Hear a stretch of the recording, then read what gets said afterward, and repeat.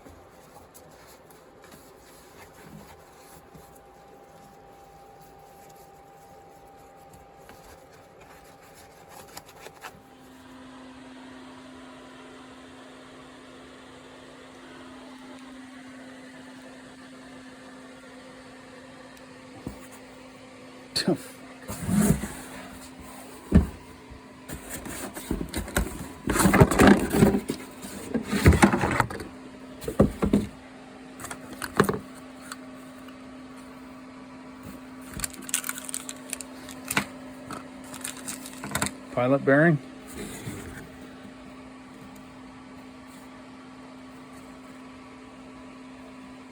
Slave cylinder.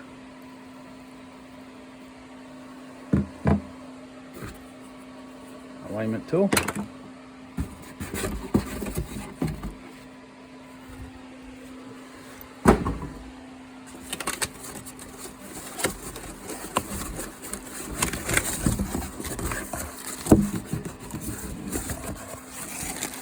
Brusher plate.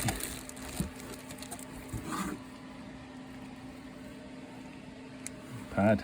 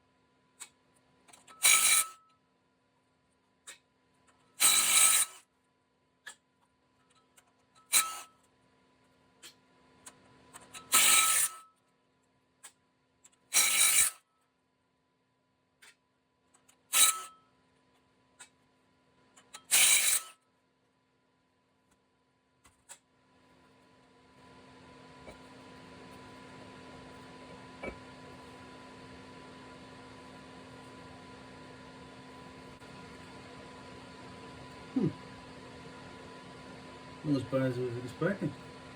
Flywheel. I'll keep that.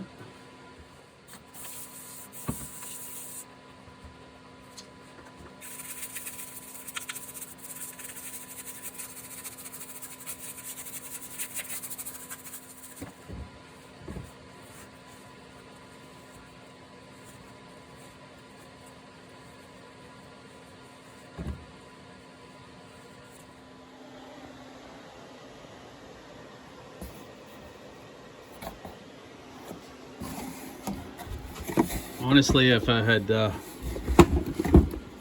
removed everything and got a look at that flywheel before I ordered the parts, I probably wouldn't have ordered this, but I wanted a set, you know. So there's no receipt with this because I think it came, although it's Rock Auto, I think it came from a third-party shipper. They had to order it special. Yeah,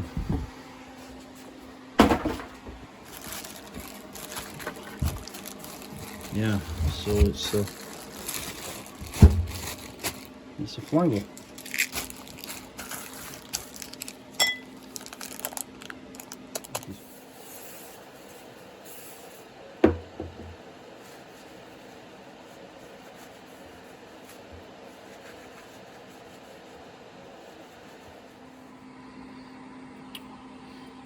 I can see a difference in the OEM flywheel versus the Look flywheel. This bearing basically slides right through. There is no stop milled into the or bored into the hub of the flywheel. See how this sits flush? This one's going to drop back further, but you can see on the input shaft here, you can clearly see where the bearing actually sits. On the original installation, this one's going to fit a wee bit further back, which I guess is okay. Don't like any variations at all from the original, but it is what it is. I guess I forgot to film it, guys. You're not supposed to reuse the flywheel bolts. I am, because I simply don't have replacements. But I did wire wheel them, and did apply some Loctite, because clearly when you remove them, there is a friction modifier of some sort from the factory on them. Torqued them up, of course.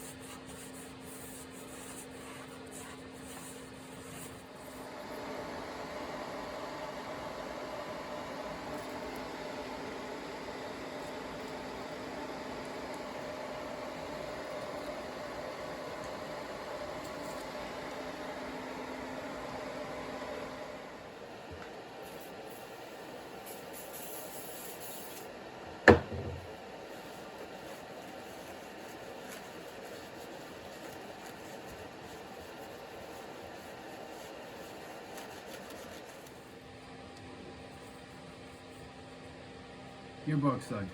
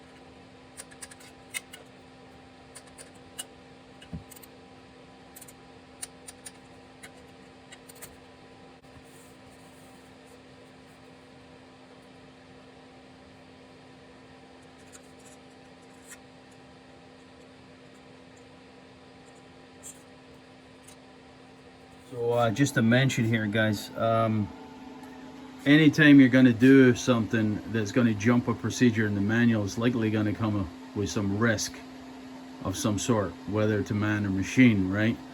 And in this case, if you don't drop the subframe, what you're going to be up against is, you guys that have watched the removal, seen how tight it is with respect to getting the gearbox out from the transfer shaft there, the input shaft to the transfer case, relative to trying to install it or remove it. So if you watch closely in the first video, you would have seen I struggled to get the casing, the gearbox casing, past the shaft here, the splines. So it is splined, so you don't want to be too rough with this, right?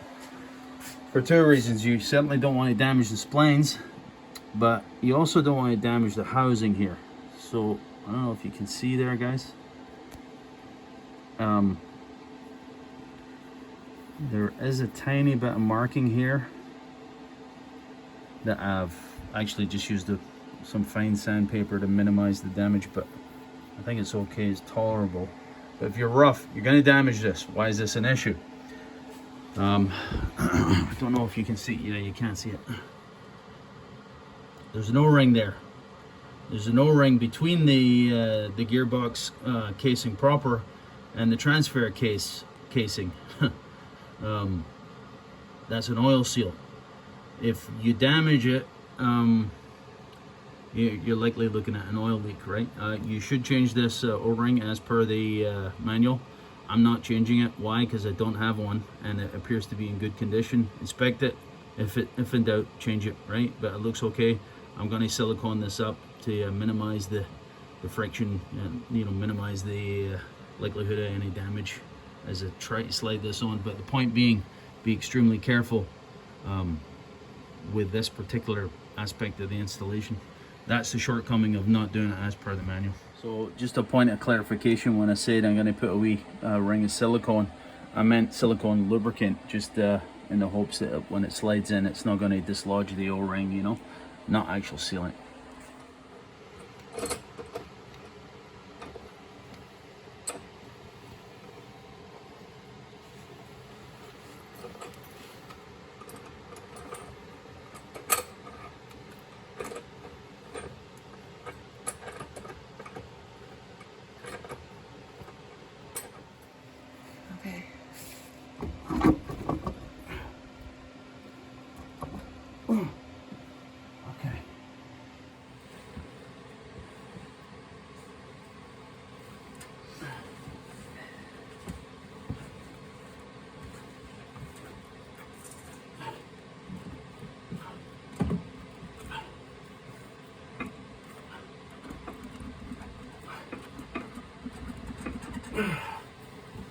Yeah. What was it Tom Petty said? Even the losers get lucky sometimes. So I'm just buttoning everything back up, guys, with respect to the bolts on the bell housing and transfer case. I've already showed you the disassembly, so I'm not going to cover every nut and bolt again. Just a few kind of points of interest, shall we call it. The starter tucked in behind the lines here, the water lines, cooling lines. Yeah, it's difficult to see, but there's the solenoid on the starter itself there. So there's a bracket and one bolt here. There's the bolt there, and there's another bolt hiding under there. You see it? Yeah. Okay, so when you put the starter back in, be extremely careful. I don't know if I can show you it because it's hard to see. Yeah, there. You see there? So there's a shim that goes between. It goes between the gearbox and the and its mount on the block here. Well, it's not mount on the block, it mounts to the gearbox itself. Never mind, don't listen to what I'm saying. It just mounts to the gearbox, of course. So there's two bolts that go through this way, but there's a shim in between. Be extremely careful when you're mounting this. If you drop this shim in between at this stage in the game, there's a distinct possibility you're going to have to take everything off again. You don't want that, so be careful with the shim. I'll show you the torque spec for the starter, the two mount bolts.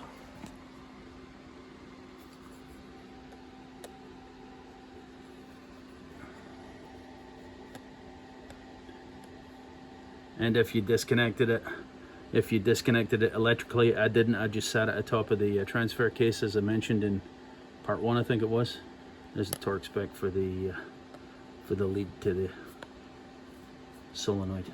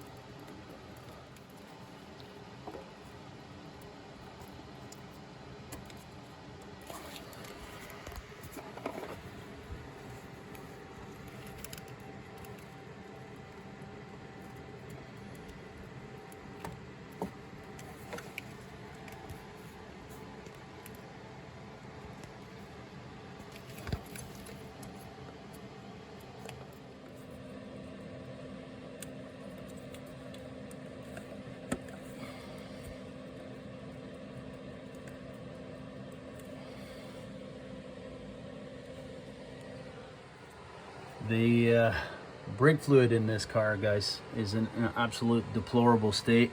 Some of you guys may not know the brake fluid reservoir shares its fluid with the master cylinder. I'm sure it's baffled so that the clutch can't drain the brake system inside the reservoir, but it is absolutely filthy. I'm not a big believer in this is deceptively cleanish because I'm running some clean fluid through it. So I've just uncorked the cap there. You can see how dark the fluid is in a deplorable state. I'm not a big believer in flushing the brakes, to be quite honest. I usually change enough calipers over the years that it kind of takes care of itself with respect to a brake flush, but this is in unbelievable condition. So I'm just going to let this kind of gravity bleed. The idea is I'm going to try and flush the system just by allowing it to gravity bleed through the clutch line. Okay, so just set up to bleed the clutch line here. I've got my missus at the pedal there, good enough to help me out here. Strangely, the bleeder appears to be an 11mm size, the one size I don't have a line wrench for, but anyway, that's fine. It's just a little plastic bleeder. It's fine. Don't have the bleeder of them. Okay. Okay, keep going. Just like a 3/4 stroke. 30 choke in there somewhere.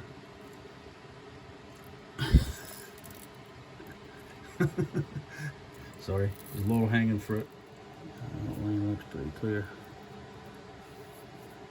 I think the air that is getting in there is getting past the bleeder.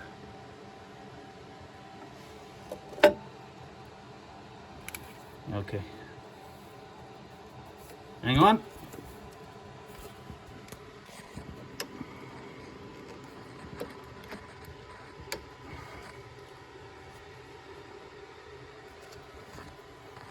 Just cinch this up.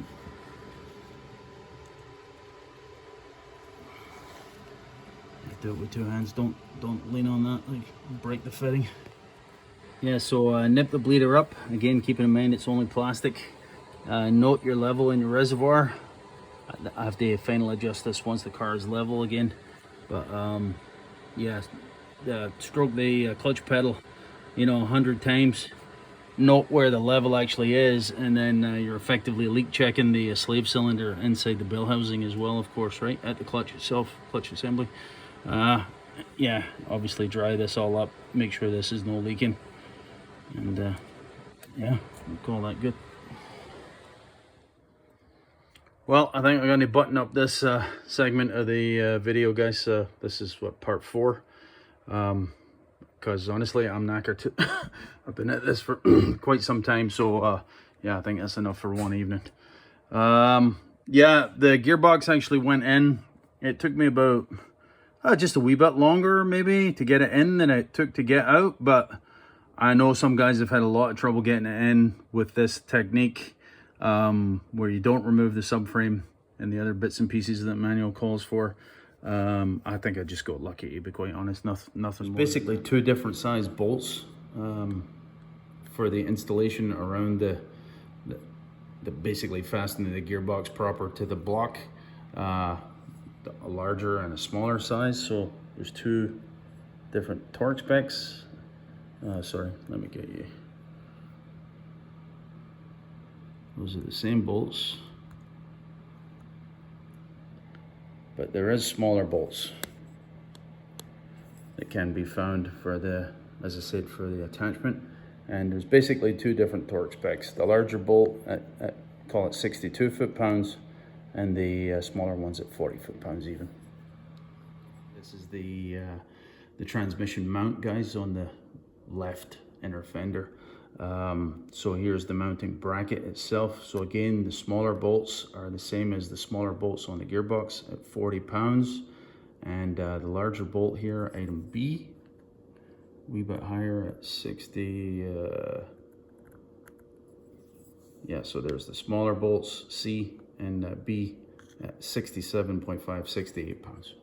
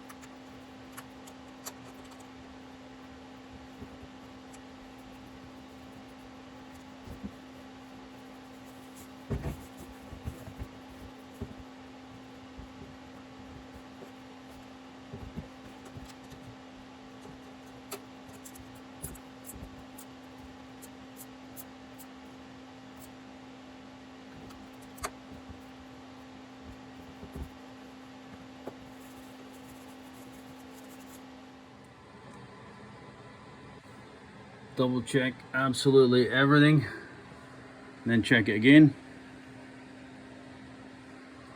Wee squishy, your favorite corrosion prevention, wouldn't go wrong on the structure.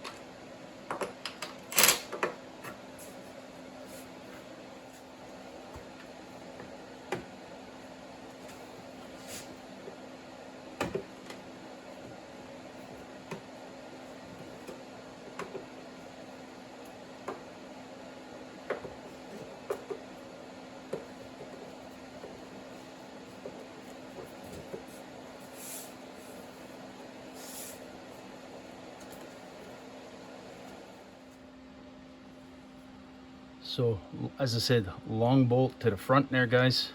You can see the difference in the length in the drawing. They're both spec B, so torque them up to 69 foot-pounds. And again, fair warning, the manual says you're not supposed to reuse those bolts. We've got a thread lock on the threads. Again, the manual says you're not supposed to reuse them.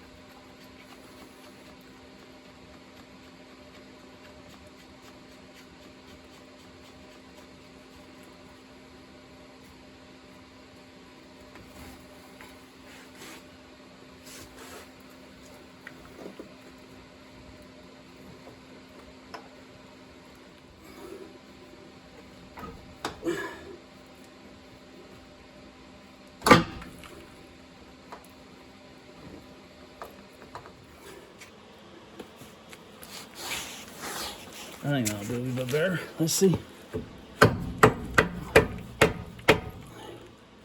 Go.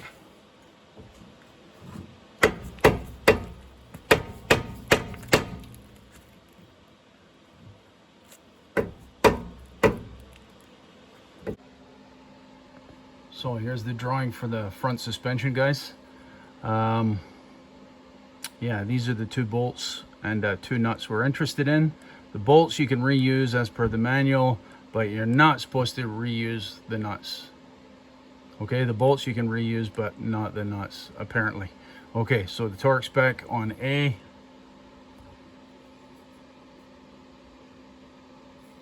Let's find it here. Let's call it 102 foot-pounds. That's for the, again, we're talking about the 2 pinch bolts on the strut, steering knuckle to the strut. 2 bolts, 2 nuts. The bolts go in from the forward side.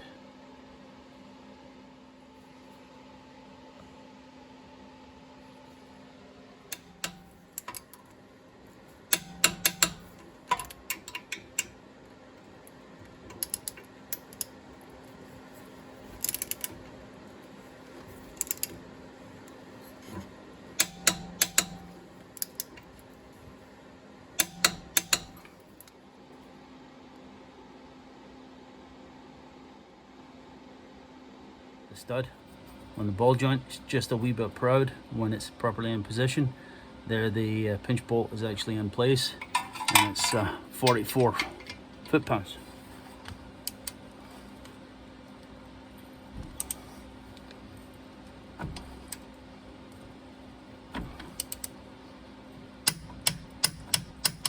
So I couldn't really film it, guys, as I was swinging the strut up into position, but I did in fact install the drive shaft. There's a circlip in there that retains it. I know you can't really see it, but you can certainly hear it. It is locked in position. Okay, so obviously these brakes are not in great shape, guys, but I'm just going to put them back on. I have to order a bunch of other parts to get this thing safetied, but I'm just going to put it back as is for now until I acquire the parts. So yeah, the caliper pin bolts here, I'm just going to torque those up. I'll show you the torque value. Obviously the caliper is all back in situ. The wheel speed sensor harness, here's the lines, here's how it's routed. If you forget, check the other side, Chinese blueprint. And don't forget the connector on the top side here.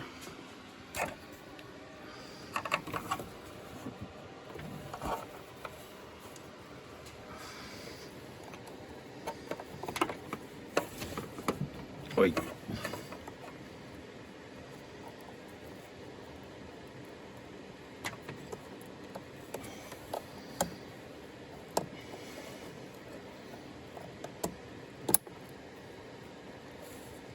Sure, lock tab is engaged, of course. Yeah, so that's that. And yeah, so that's all the detail I'm going to show you for the brakes, because this is no about the brakes. And I'll follow this with the tie rod, of course, and the vertical link.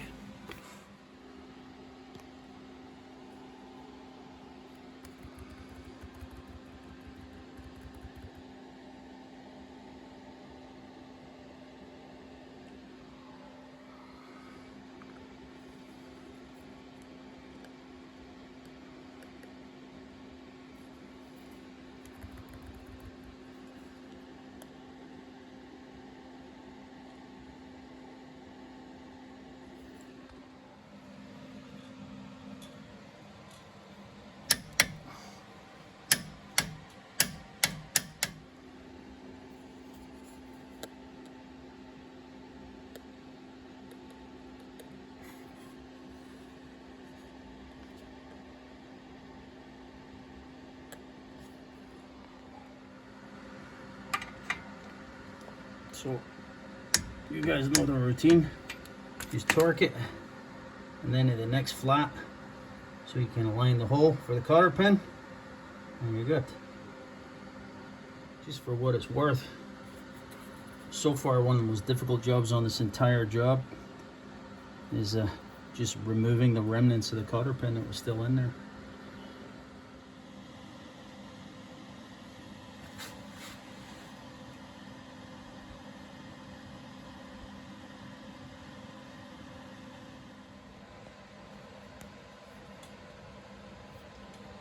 Well, at long last, I think that's all the suspension and drive components and braking components actually hooked back up, guys. Everything on the top side, I believe, is hooked back up. Unless I'm forgetting something, I will, of course, quadruple check everything. I'm going to move on to leveling the car because it's not actually jacked quite level.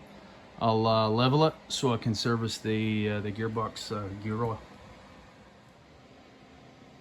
The filler, as I said, the car is level. There's the spec,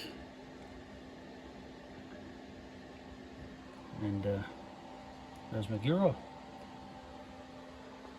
Oh, the torque spec on the plug, by the way, if you want to get super obsessive, 15.5 foot-pounds.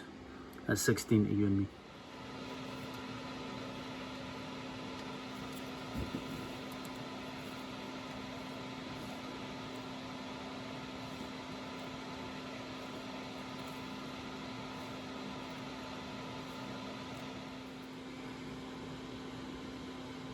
So the idea is, guys, you just fill to spill, right? So you can see there, it's actually at the bottom of the fill plug, obviously, and it's just starting to drain out, and it has just about 2.5 liters of gear oil. So I'm going to put the plug in and torque it, and yeah, that's it. We're getting there. Well, kind of back where I started. Everything back together, guys, hopefully with a serviceable clutch. The roads are covered in snow, so I'm not going to take it for a test drive tonight because, well, as I said, the roads are bad and I'm absolutely knackered. Thanks very much if you watched it this far. I'll just start her up, and I want to close with just a thanks to a couple of guys on YouTube. So let me start up. Yeah, no really ideal conditions for testing that clutch, is it? So the best you're going to get is a start up. That's it, pretty much.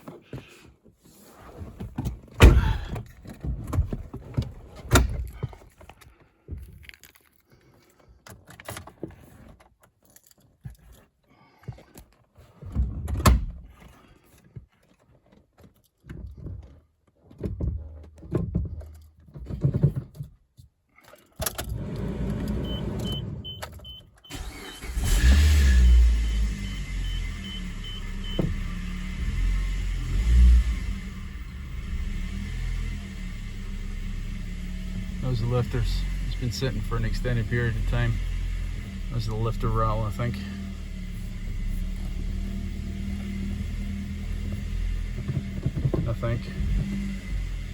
Let's start it again and we'll see. Yeah, it's an exhaust puff. There's a few things I'm going to.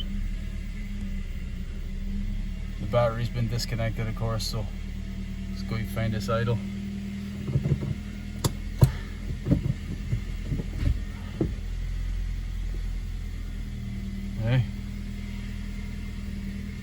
I have reverse.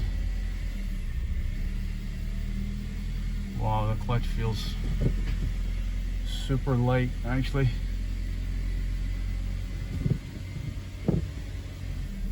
Compared to my other two cars.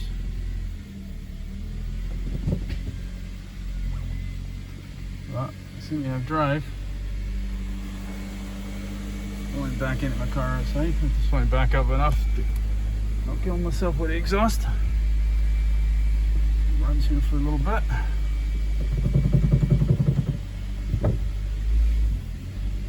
Yeah, it's got a decent bite point. I know this is kind of disappointing for a test drive, guys, but it's as good as it's going to get for tonight. As I said, there's not too much I can do about it. Alright, gotta let it run for a wee bit. Sounds okay.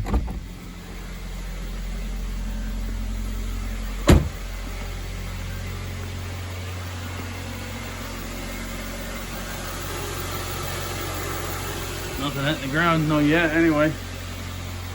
Okay.